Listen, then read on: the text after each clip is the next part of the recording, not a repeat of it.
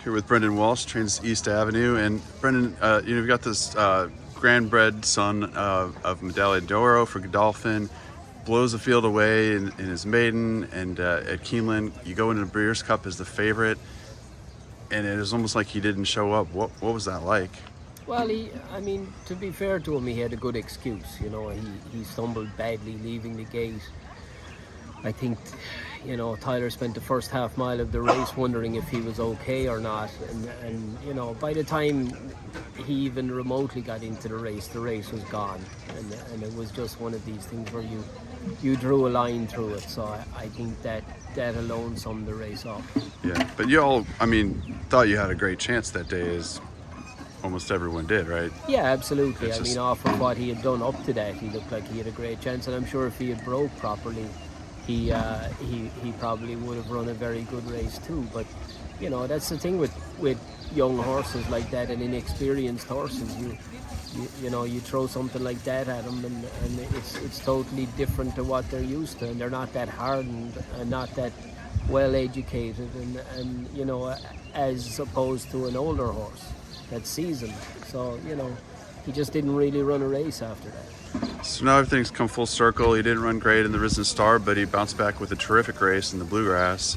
Is there anything particular that you've seen in his development that maybe you figured out, or is it just a matter of giving him time? Yeah, I think he's probably learned an awful lot the last couple of months since the Risen Star.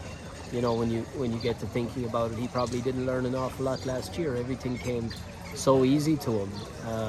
He never really had to knuckle down and fight at any stage.